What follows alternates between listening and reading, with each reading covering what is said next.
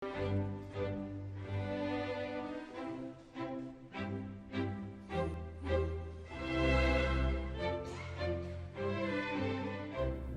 días para todos los amigos de nuestro canal, para todas las personas que nos acompañan en el día de hoy. Un saludo muy especial. Igualmente, pues para todos los suscriptores que han venido siguiendo estos programas, igualmente pues un saludo para todos.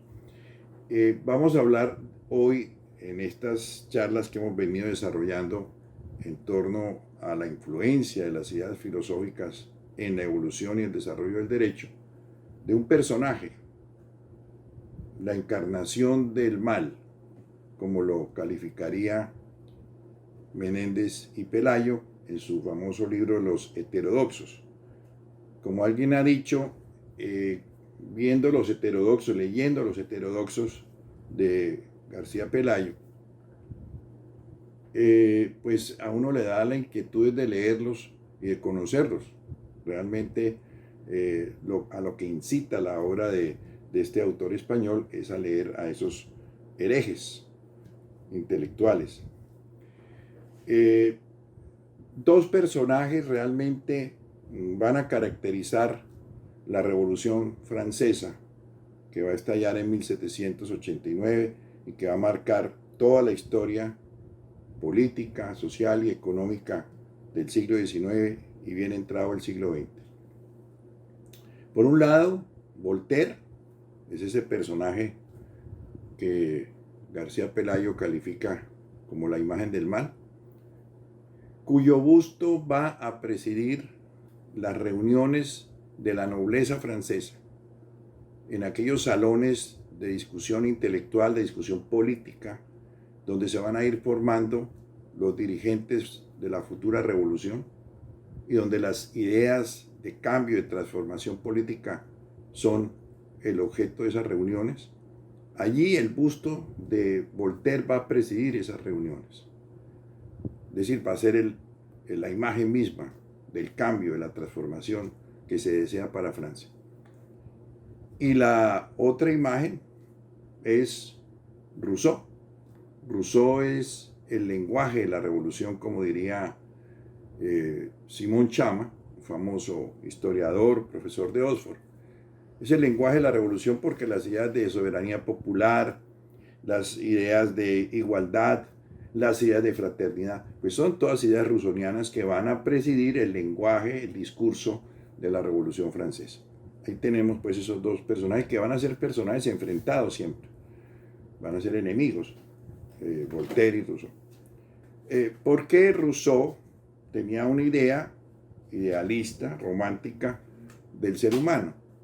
Rousseau pensaba que el hombre era bueno por naturaleza y por el contrario, Voltaire era un hombre más escéptico y consideraba que Rousseau era un hombre ingenuo al creer que los hombres eran siempre buenos y siempre se comportaban de manera racional. Bien, algunos datos biográficos de la vida de Voltaire que van a marcar sin duda alguna su obra intelectual. Voltaire pues nace en París, su nombre original es François-Marie Auré, y va a adoptar con el tiempo su seudónimo con el cual va a ser conocido en la literatura, en la política, el sobrenombre de Voltaire. Hay muchas discusiones sobre por qué adoptó este seudónimo, en fin, pero no nos vamos a introducir en esa discusión. Nace en 1694, estudia Derecho y antes de sus estudios jurídicos va a formarse en el famoso instituto, colegio que tienen los jesuitas en París que se llama Louis le Grand. Es un colegio famosísimo donde se formó toda la élite francesa durante el siglo XVI, XVII, XVIII. Allí pues estarían personajes como Diderot, que va a ser el autor de la famosa enciclopedia para la cual Voltaire va a escribir muchísimos artículos. Está el famoso Marqués de Sade, está Camille Desmoulins, que va a tener un papel importante en la revolución al comienzo, que va a morir después en la guillotina. Más tarde van a formarse allí Victor Hugo, Baudelaire y en el siglo XX Sartre y Derrida, filósofo reciente, famoso, que hace poco falleció. Bien, se inicia pues, después de sus estudios jurídicos, en una vida libertina a la cual lo introduce su tío. En esta época la nobleza francesa era muy dada a esa vida licenciosa, cuya imagen más notable y más conocida es el Marqués de Sade. Pero el Marqués de Sade no es ni mucho menos una excepción, es prácticamente la regla y la imagen de esa nobleza corrompida. Incluso Voltaire posteriormente va a criticar esa vida disoluta y libertina de la nobleza francesa. Su padre lo considera bueno para nada, cree que va a ser una persona que no va a cumplir ningún papel en la vida y logra, a través de sus influencias, es notario, logra que se le nombre secretario en la embajada de Francia en Holanda, en los Países Bajos.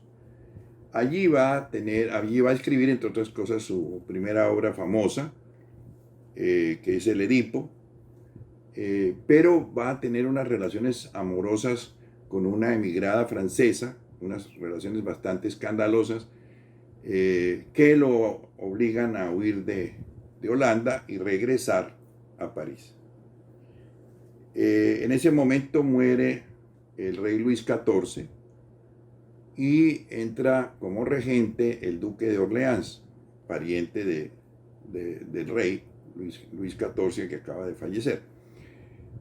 Y Voltaire escribe un opúsculo, un panfleto, un pasquín, en contra del regente, lo cual lo lleva a la Bastilla prisionero. Allí va a permanecer un año, pero hay que señalar que, a diferencia de las prisiones de hoy, que son verdaderos antros de corrupción y de delincuencia, en la época del antiguo régimen las prisiones no eran tan malas. En la Bastilla, nobles como Voltaire, o como había ocurrido con el Marqués de Sade, pueden tener su biblioteca, pueden tener una serie de comodidades muy grandes en términos de comida, de alimentación, pueden tener a sus criados inclusive sirviéndoles ahí en la Bastilla, en fin. Y allí pues va a salir en un año, va a salir de la prisión, va a publicar su famoso Edipo que ha redactado en Holanda.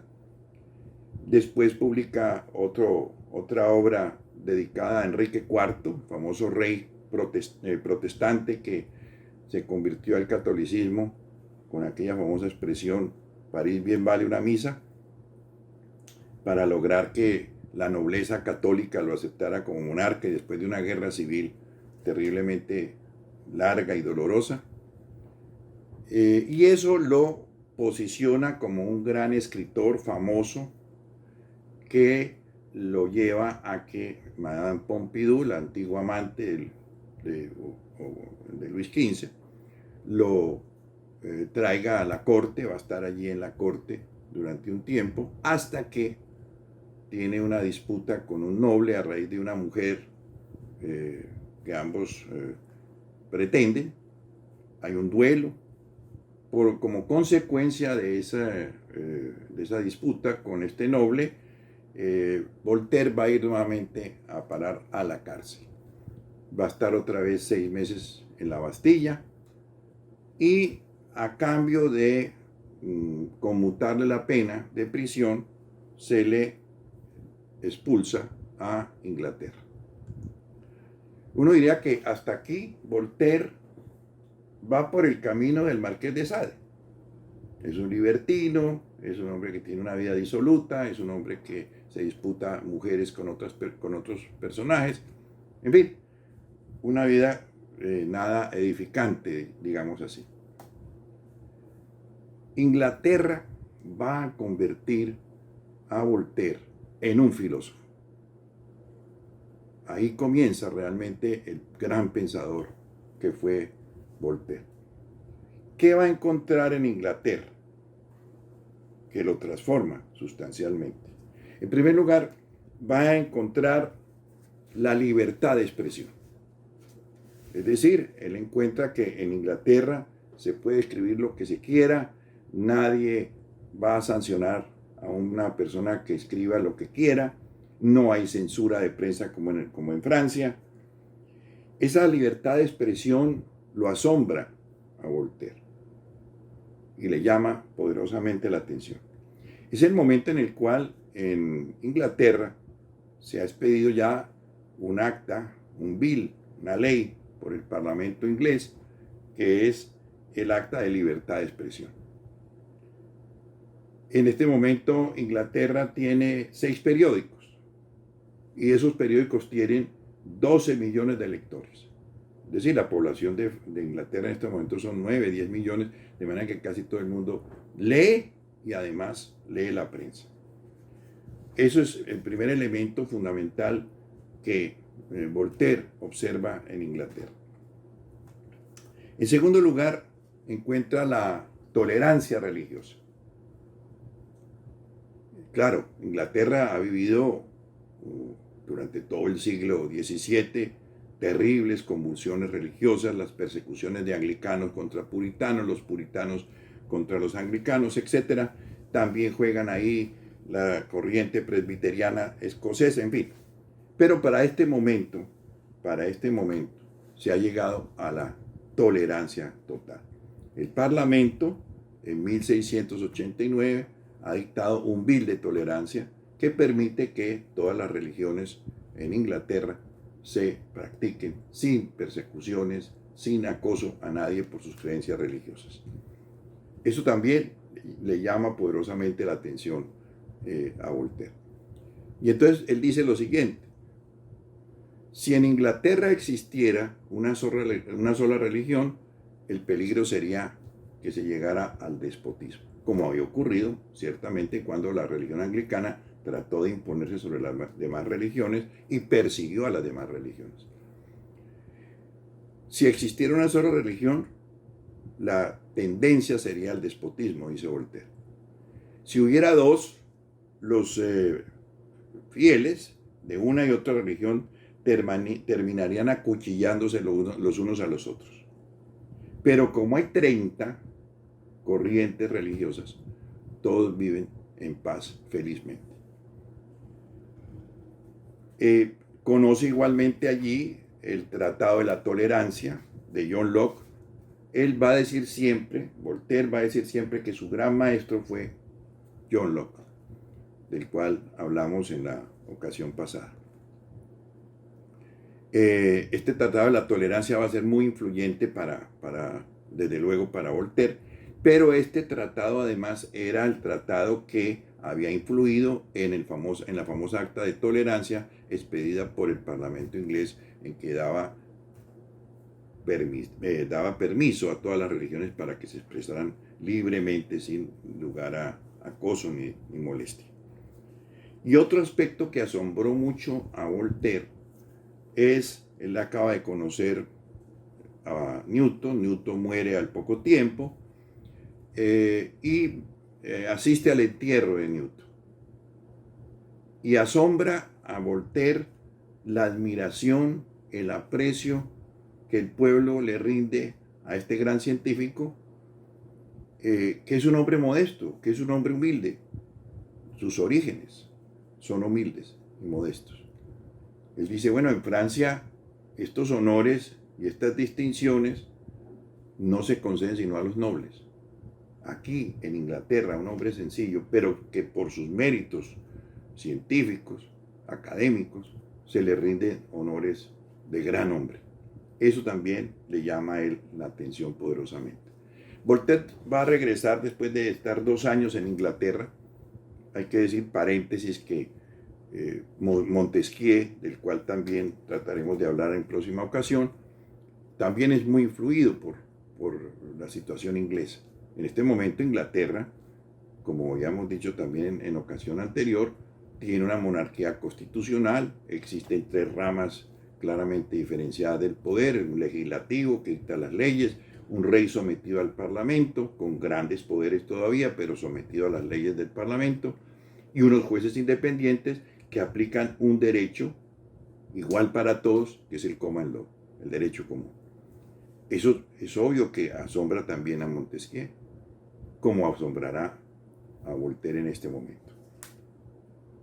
Bien, entonces Voltaire regresa a Francia, después de su estancia en Inglaterra, y va a difundir el pensamiento inglés político de Locke, lo que descubrió en Inglaterra en términos de tolerancia, en términos de respeto a las ideas distintas a las nuestras, y va a escribir una obra, digamos que es su primera obra política. Hasta ahora él es un literato.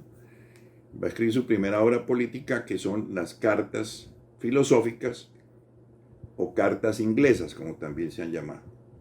En estas cartas trata de muchas cosas, de muchos temas, pero la carta número 4, o la carta 4, señala lo siguiente: la monarquía absoluta y el despotismo de la nobleza deben ser rechazados. Y también manifiesta allí que para Francia sería muy importante tener un monarca sometido a la ley de un parlamento. Aquí ya estamos frente a un filósofo de la Ilustración. Estas cartas son condenadas por el gobierno, son quemadas, se dice que ellas son contrarias a la religión, son escandalosas y constituyen irrespeto a la autoridad. Hay una carta muy interesante que es el análisis que hace Voltaire de el espíritu cuáquero, esta corriente religiosa muy respetuosa de los derechos humanos y que va a tener mucha incidencia, por ejemplo, en la política norteamericana en el siglo XX. Hace un análisis muy interesante sobre esta corriente. Él se retira con un amante, Madame Châtelet, se retira a una residencia que construye él, ya en este momento tiene unos recursos interesantes, se retira a escribir. Y en ese momento entra en contacto con el príncipe de Prusia, el hijo del rey de Prusia, el rey Federico I. Este hombre, este príncipe, va a ser el futuro Federico el Grande, Federico II, que está interesado en escribir un libro que va a llamar El Antimaquiavelo, donde este príncipe, que es amigo de las letras, amigo de las artes, toca muy bien la flauta, etc., y su padre lo rechaza porque cree que debe ser un rey guerrero, y curiosamente lo va a hacer. Entonces él quiere realmente que su hijo no sea este hombre amigo del arte, de las letras, sino un hombre de fortaleza, un rey realmente poderoso, más por sus actos guerreros que por su pensamiento literario o filosófico. Es muy perseguido por el papá, lo encierra en una ocasión en una torre, en fin, bueno. Y este hombre pues quiere escribir esa obra, una obra en contra de lo que él cree, o lo que creen muchos, que es Maquiavelo, un consejero del mal para los príncipes, etc. Cuando Federico II llegue a ser rey, va a hacer todo lo contrario de lo que ha escrito con Voltaire, porque se cartean permanentemente en esa escritura, digamos, conjunta a dos manos del Antimaquiavelo. Va a ser todo lo contrario de lo que ha escrito y lo que pensaba hacer como monarca. Va a ser un monarca absoluto. Sí, se va a rodear de filósofos, se va a rodear de artistas, pero va a decirles a los filósofos: filosofad todo lo que queráis, pero obedeced. Es decir, el que mando aquí soy yo. Y va a hacer sufrir mucho a su pueblo. Por supuesto, Federico el Grande va a expandir a Prusia, que era un pequeño reino, lo va a convertir en un reino poderoso en el norte de Europa, gracias a sus guerras de expansión, pero eso supone sufrimientos muy grandes para la población del Estado. Tienen que alojar a los soldados gratuitamente. Las guerras permanentes que emprende Federico van a llevar hambre y miseria, muchos sufrimientos a la población. Y sin embargo, pues va a ser un monarca ilustrado, va a emplear la ciencia para gobernar y entonces va a utilizar los conocimientos científicos que en ese momento se han desarrollado para desecar unos pantanos y aumentar el territorio del estado y convertir unas tierras áridas y pantanosas en tierras de cultivo. Una tercera parte de la población de Prusia se va a asentar allí. Es un monarca ilustrado, en una palabra, pero no es el monarca del anti-Maquiavelo, para decirlo francamente. Uno podría decir que Federico II aplicó el mandato de Maquiavelo. Antes que las leyes, las armas. Si hay buenas armas, hay buenas leyes. Y eso fue lo que hizo Federico. Bien, a la muerte de su amante, Voltaire decide aceptar la invitación que le hace Federico, que ya es en ese momento monarca en Prusia, para que vaya a Berlín, a su corte. Lo nombra chambelán, que es un cargo honorífico, con un sueldo supremamente importante. No hay ninguna funciones específicas allí. Parece ser que lo que el rey quiere es que le revise sus escritos, sobre todo su poesía, que por lo demás es muy mala, y lo acompañe allí a Sanssouci, que es un palacio que él construye en Potsdam, fuera de Berlín, donde él se retira de los afanes y de los problemas del gobierno. Allí entonces se dedica a los conciertos, él toca la flauta, oye las discusiones filosóficas, escucha las distintas tesis y teorías de sus filósofos que lo acompañan, etc. Sanssouci quiere decir sin preocupaciones. Ese es el famoso palacio que construye Federico allí en Potsdam. Pero pronto comienzan los problemas de Voltaire con el rey. Al parecer, algún enemigo que tiene Voltaire en la corte le comunica al rey, a Federico, que Voltaire ha dicho, bueno, ¿hasta cuándo el rey me va a mandar a limpiar la ropa sucia? Es decir, para decirle que esos versos que escribe pues son realmente lamentables. El rey se entera de eso por un chismoso, pero además también Voltaire se entera de que el rey ha dicho que va a tener a Voltaire un año más o menos, y que como una naranja que se exprime y una vez que se exprime se bota. Eso también molesta mucho a Voltaire. Finalmente entra en confrontación con el rey y decide marcharse nuevamente a Francia, a su país, pero no se le permite el ingreso. Voltaire va a sufrir la humillación de su vida cuando en la frontera, cuando trata de pasar de Suiza a Francia, el rey ordena que lo retengan, le requisen su equipaje, supuestamente lleva unos documentos del rey, cosa que no es cierta. Es una humillación que Federico le produce a Voltaire. Le ordena que lo retengan en una posada en condiciones muy, muy malas, con 12 soldados que lo vigilan todo el tiempo.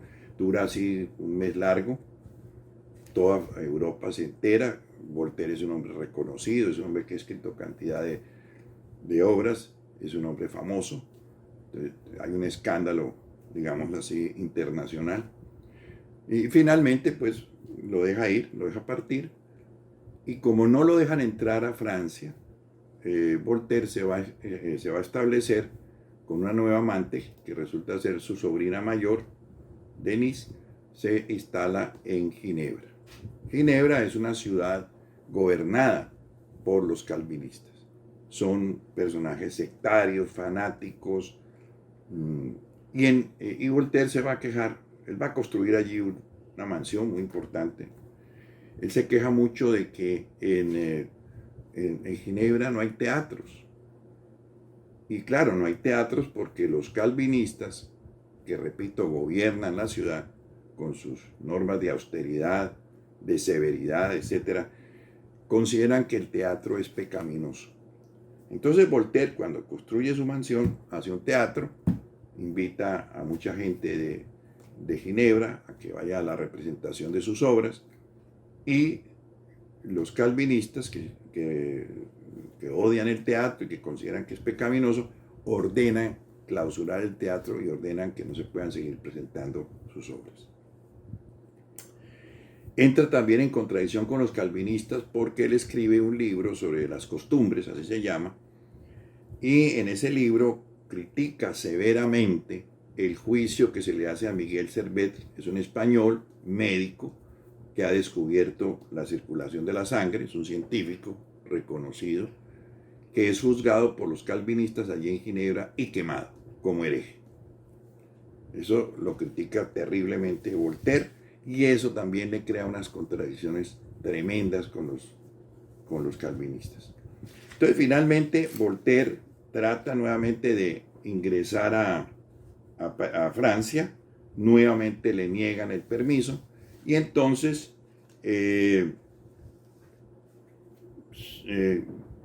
radica en un pequeño pueblo en la frontera entre Francia y Suiza, que se llama Ferney. Allí construye también una magnífica mansión que se va a convertir en el centro intelectual de Europa. Allí llegan todos los intelectuales, escritores, filósofos a entrevistarse con él. Es el centro de la intelectualidad, de la ilustración, ese sitio. Y allí, entonces, va a construir una capilla. Recordemos que Voltaire no era ateo, como muchas veces se ha dicho. Él era un creyente en una divinidad suprema, etc. No cree en un Dios personal, en un Dios que se haya comunicado con los hombres a través de un profeta, una revelación, etc. Pero cree en un ser superior. Y allí entonces construye una capilla para los campesinos del lugar, en Ferney, y en ella va a colocar una placa que dice lo siguiente: Deo erexit Voltaire. La construyó Voltaire para Dios. Pero escribe en esa placa el nombre Voltaire en letras mucho mayores que el nombre de Dios, Deo. Aquí entonces va a conocer un acontecimiento trascendental, tan trascendental que va a ocasionar que en su tumba ese hecho, ese acontecimiento quede grabado. Es el caso de Jean Calas, que es un protestante. En Francia los protestantes se llaman hugonotes.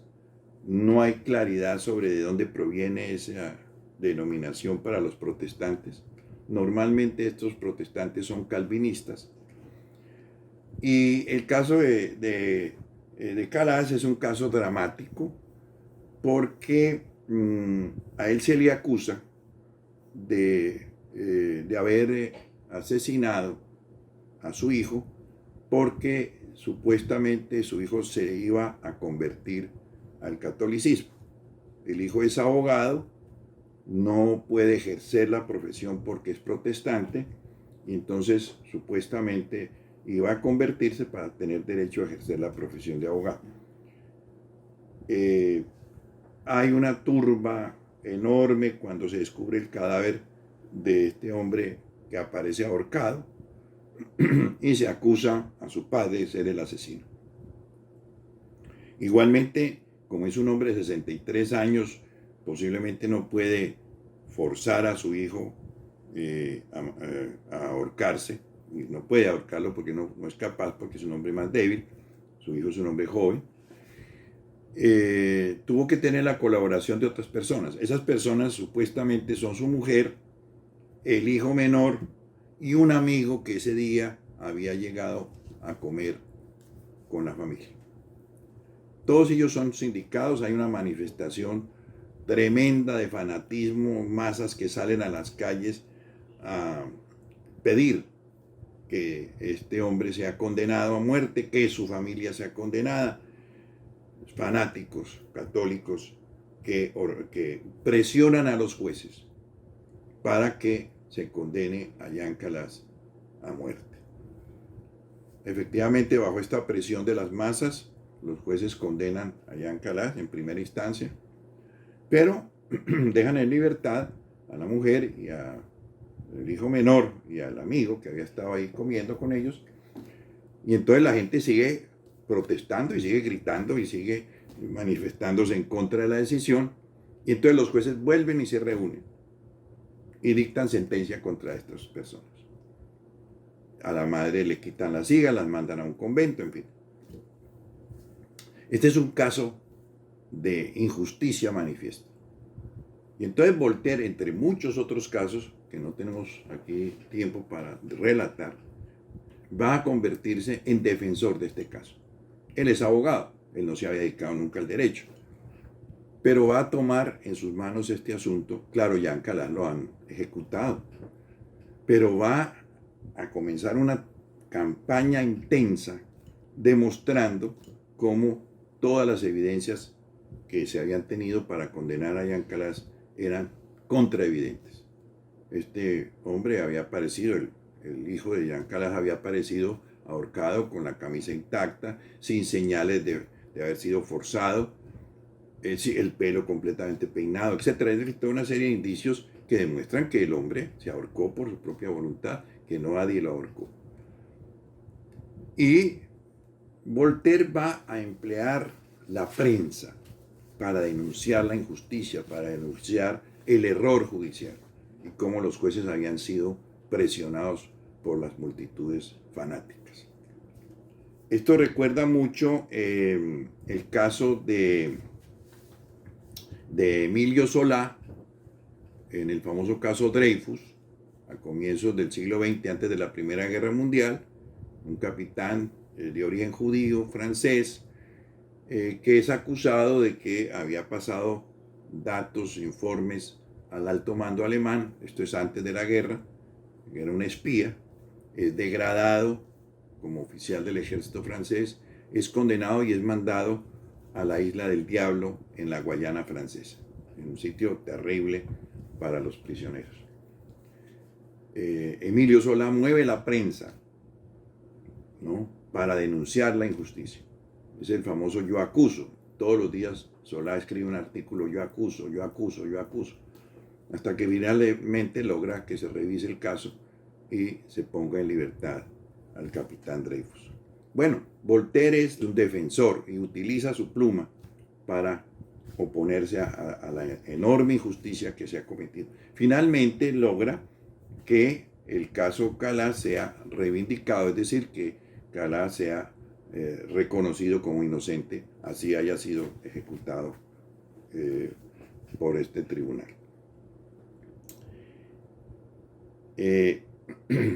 Bien, en esta residencia de Ferney es cuando Voltaire lanza su famoso grito de guerra, su consigna, aplastada la infamia.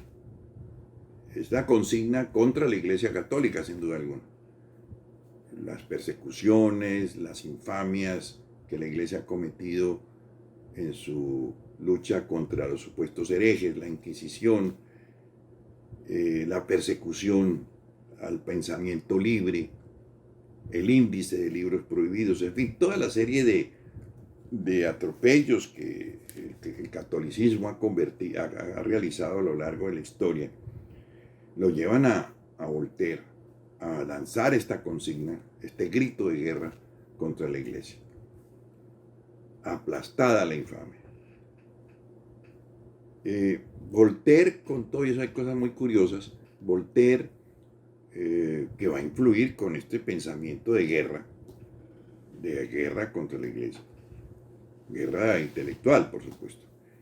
eh, no va a ser favorable a la expulsión de los jesuitas y a la extinción de la orden.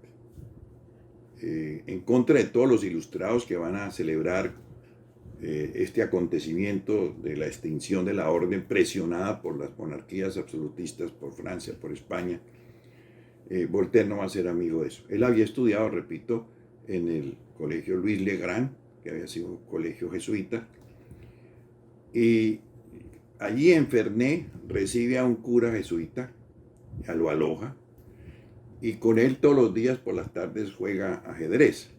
De manera que él no es un enemigo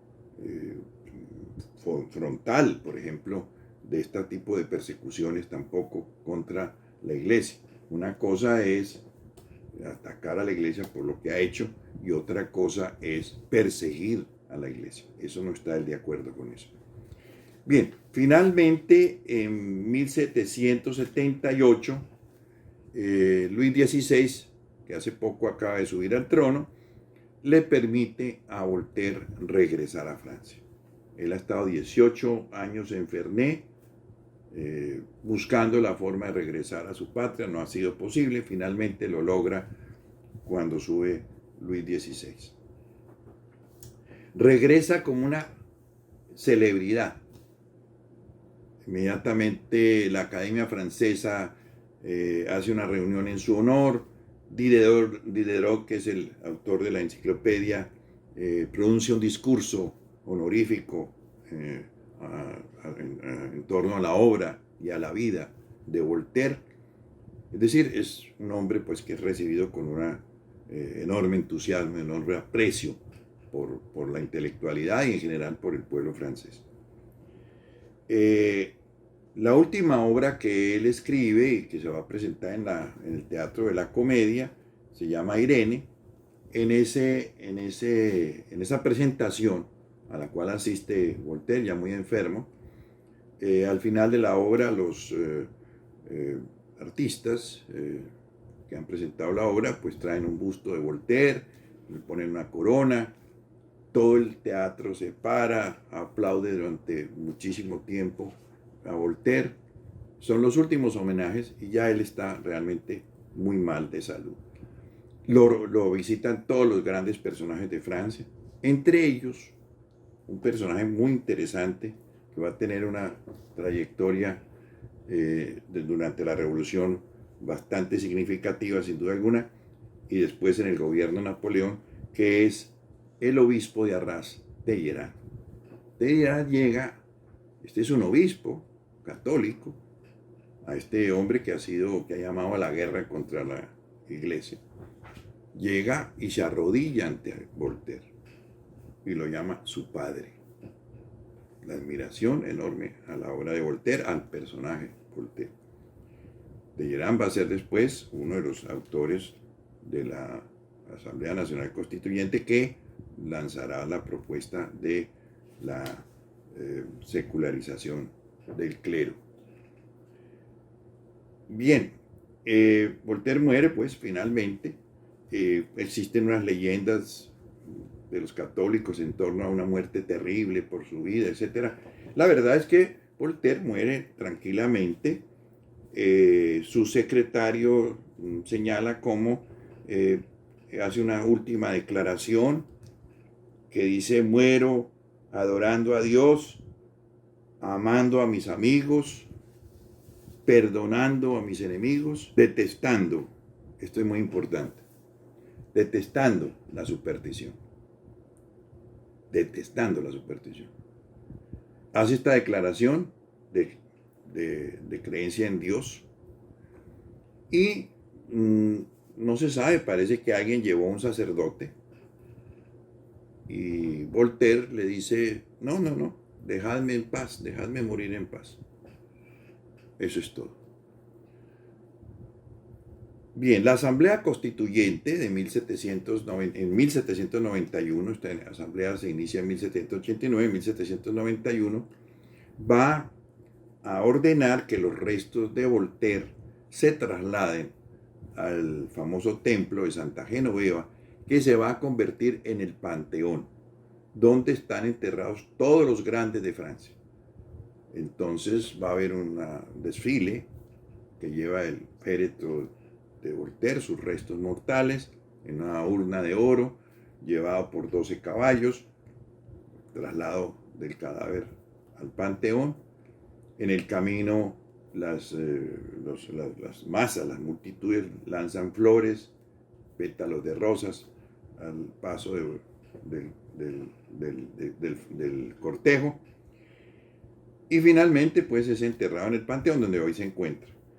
En su tumba, la Asamblea Constituyente ordena colocar la siguiente leyenda.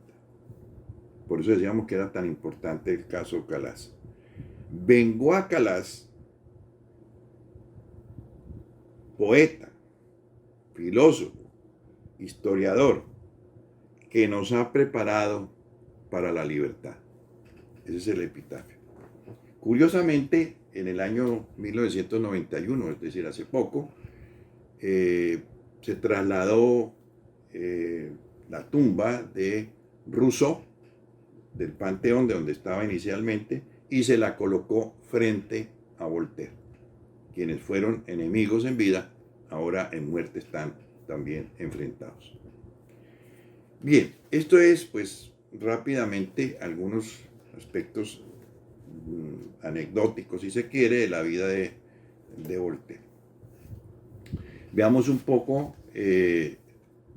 su obra, su pensamiento filosófico y su incidencia en la democracia liberal. En primer lugar, hay que decir que lo que caracterizaría como influencia fundamental de Voltaire para el pensamiento liberal democrático fue su lucha incesante contra la intolerancia. Y para luchar contra la intolerancia, Voltaire siempre utilizó una tremenda ironía. Eso es su método de lucha. Él decía que el humor es una buena receta para disolver los dogmas y tiene una propiedad corrosiva contra la intolerancia. Él consideraba que la intolerancia es una enfermedad del espíritu. El intolerante es el que no cambia sus ideas, pero tampoco las quiere cambiar. Así se demuestren los errores de sus creencias, no las cambiará por ningún motivo. Por eso decía Voltaire, es difícil liberar a los necios de sus cadenas que aman. El fanático puede llegar a cometer las mayores barbaridades, los mayores crímenes. Y dice Voltaire, quienes te pueden convencer de un absurdo, te pueden convencer también de hacer atrocidades. Y es la historia de los fanatismos. Los fanatismos han llevado a los peores y mayores crímenes de la historia.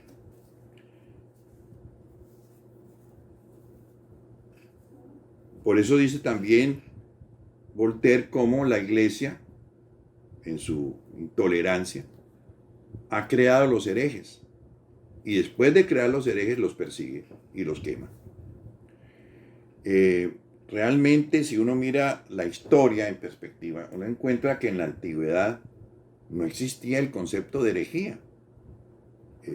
Los pueblos tenían distintas creencias religiosas y los distintos pueblos respetaban las creencias religiosas de los otros pueblos. Los comerciantes llegaban a una ciudad y lo primero que hacían era ir al templo del Dios protector de la ciudad, así no fuera esa su religión. La intolerancia es un producto, infortunadamente, del catolicismo. Creó los herejes y después los persigue. Por eso decía Voltaire, hay que crear una nueva religión. Es lo que va a hacer después Robespierre en la Revolución Francesa. Hay que crear una nueva religión, una religión cívica, laica, basada en la tolerancia y en la fraternidad. Recordemos que uno de los grandes lemas de la Revolución Francesa va a ser libertad, igualdad y fraternidad. Vale la pena que aquí aclaremos un famoso equívoco, tal vez, con respecto a una frase que se le ha atribuido siempre a Voltaire. Aquella frase de que odio sus ideas, pero daría la vida porque pudiera expresarlas. Esa frase no es de Voltaire, ni está en ninguno de sus textos, ocurre como con las frases de Maquiavelo. Esta frase es realmente de Beatrice Hall, que es una biógrafa de Voltaire, que escribe una biografía del filósofo en el año 1906. Es la autora realmente de esta frase, que sin duda alguna corresponde muy bien al temperamento y a las ideas de Voltaire.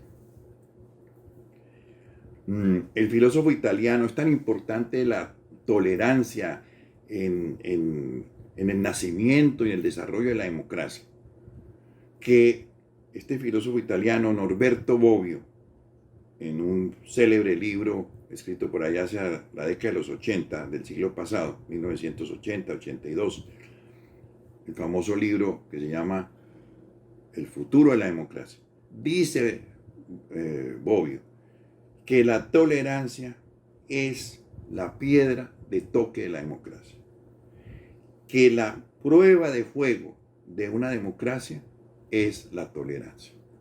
Por eso es tan importante Voltaire, al final de cuentas. No tendrá un pensamiento sistemático como otros autores, como Montesquieu, como Locke inclusive, pero su idea de la tolerancia es fundamental para aceptar un gobierno efectivamente democrático. Realmente, pues como digo, como no es un pensamiento sistemático, Voltaire tiene una serie de ideas sueltas sobre algunos temas que son fundamentales dentro del pensamiento liberal, dentro de la construcción futura de la democracia, y en concreto, pues uno podría encontrar en su obra expresiones sobre temas como el contrato social, que él acepta, es una idea de los filósofos de la Ilustración. Él dice, la vida en común exige una convivencia, un pacto social. El instinto y la razón llevan a los hombres a respetar ese pacto. El fin de la moral es enseñarnos a respetar los principios de esa convivencia. Es un texto suelto de Voltaire que responde a esta idea del pacto social como creador de la sociedad y como factor de convivencia. Igualmente, vamos a encontrar en Voltaire las ideas del gobierno democrático, en abstracto. Voltaire entiende que la democracia no es un gobierno perfecto, que la democracia tiene muchas fallas. Podría decir, como decía Churchill, que la democracia es el peor de los sistemas después de todos los otros. Pero dice lo siguiente: el gobierno popular, por su propia esencia, es menos inicuo y abominable que el poder tiránico. El gran vicio de la democracia no consiste en la tiranía ni en la crueldad. La democracia no parece que convenga más que a una nación pequeña. Aún así, contendrá fallas, porque se compone de hombres. Recordemos siempre que Voltaire es escéptico frente a la llamada bondad de los seres humanos, por lo cual se enfrentó, entre otras cosas, a Rousseau. Aún así, contendrá fallas, porque se compone de hombres. Reinará en ella la discordia, como en un convento de frailes, pero nunca conocerá esa nación las noches como la de San Bartolomé, ni las matanzas como las de Irlanda, ni la Inquisición, ni será condenado nadie a galeras por no haber pagado un agua que se tomó. A no ser, dice Voltaire, a lo último, a no ser que esa nación esté compuesta de diablos venidos del infierno.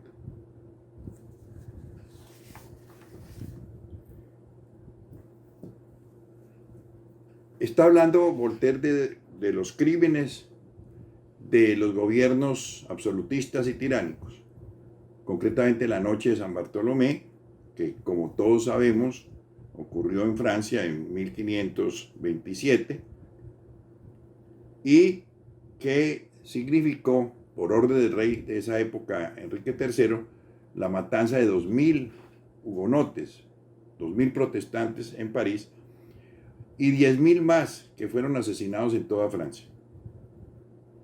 Son hechos de la tiranía absolutista francesa, del régimen absolutista. Habla también de las matanzas de Irlanda, la crueldad con la cual Cromwell, como Lord Protector de Inglaterra, trató de aplastar la rebelión de los irlandeses católicos a sangre y fuego y acabó con una tercera parte de la población de Irlanda. Fue una masacre total. Y luego habla de la Inquisición. Y sobre la Inquisición pues se ha escrito mucho y hay diferencias muy grandes. Hay algunos autores que hablan de que en la Inquisición española, por ejemplo, no fueron asesinados sino 34.000 personas. Otros autores más críticos de esta situación que se vivió con la Inquisición en España hablan de 300.000 personas. En fin, ciertamente no hay datos claros ni ciertos. Lo único cierto es que hubo matanzas en la Inquisición. Como hubo matanzas igualmente en Alemania con la famosa cacería de las brujas, a partir del famoso manual Malleus Maleficarum de dos dominicos, el dominico Kramer y Spencer, que hablaba de que las mujeres estaban inclinadas a la brujería, a la maldad, y como consecuencia de eso, más o menos, ahí tampoco hay datos muy claros, murieron o fueron asesinadas aproximadamente 25.000 a 60.000 mujeres acusadas de brujería y hechicería. Pero independientemente del número de muertos, uno tendría que mirar, y es a lo que se refiere en último término Voltaire, a propósito de la tiranía de los gobiernos absolutistas que utilizaron la Inquisición, uno tendría que ver también los sistemas de tortura que utilizó la Inquisición. El potro famoso, los aplastacabezas, la rueda que previamente a colocar al preso en este instrumento de tortura, primero le rompían los huesos, de forma tal que no muriera, para poderlo después descuartizar en la rueda. Eso es peor todo que hablar de si fueron tantos muertos o más muertos o menos muertos. Realmente la tortura es lo que uno vería con mayor horror cuando habla de la Inquisición. Tan cierto es esto, pues que el Papa Juan Pablo II pidió perdón al mundo por estas barbaridades cometidas durante la Inquisición religiosa. Se equivoca Voltaire cuando cree que la democracia no comete crímenes. Hemos conocido durante el siglo XX crímenes horrendos cometidos por gobiernos democráticos. No nos olvidemos, por ejemplo, de todos los gobiernos dictatoriales que ha tenido América Latina con crímenes horrendos, con número enorme de torturados, desaparecidos, etcétera, en Argentina, en Chile, en Brasil, en Guatemala, todos apoyados por la más antigua y prestigiosa democracia del mundo, que es la democracia norteamericana. Entonces, infortunadamente, sin duda alguna, Voltaire se equivocó. La democracia también comete crímenes y horrores como los gobiernos absolutistas. El problema es si nosotros podemos llamar a un régimen que comete estos atropellos y estas violaciones a la dignidad humana en tantas partes del mundo, podemos llamarlo democracia. Posiblemente de democracia es muy poco lo que queda. Hemos terminado pues en esta forma una presentación muy rápida del pensamiento de Voltaire y de los datos más relevantes de su vida.